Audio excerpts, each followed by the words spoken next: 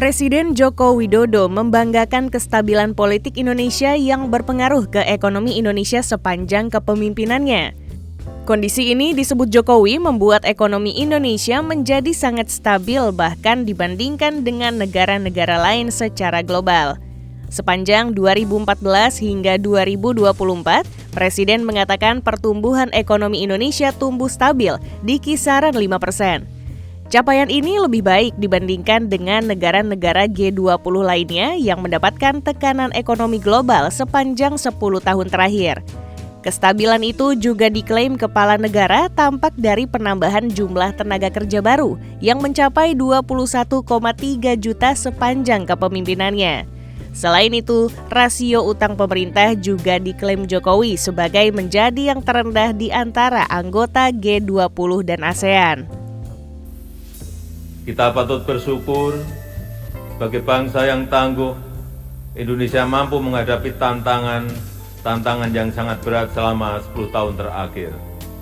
Mulai dari pandemi COVID-19, gejolak politik global, perang dagang dan berbagai ancaman krisis, serta perubahan iklim yang menimbulkan banyak bencana.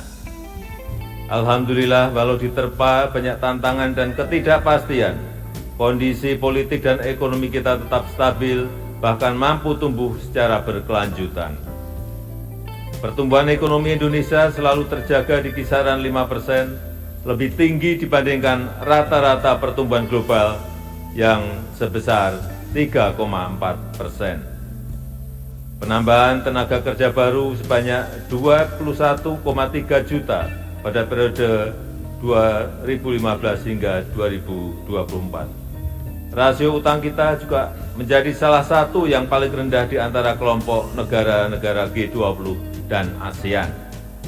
Di sisi lain, nilai ekspor Indonesia naik lebih dari 70%, mencapai 250 miliar US dollar di tahun 2023. Neraca transaksi berjalan secara bertahap terus menguat dan neraca dagang selalu mencatat surplus selama 51 bulan terakhir ini. Indikator kesejahteraan masyarakat juga meningkat signifikan.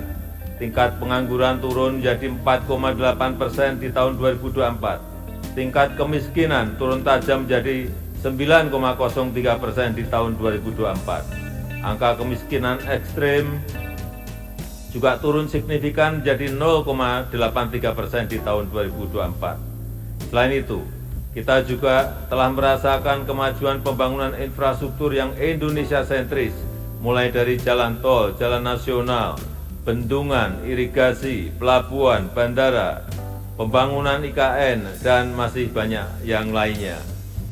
Sayangnya, di tengah klaim stabilitas politik Jokowi menjelang Pilpres 2024 banyak tudingan miring terhadap ayah dari Gibran Rakabuming Raka yang dianggap cawe-cawe dalam pesta demokrasi tersebut.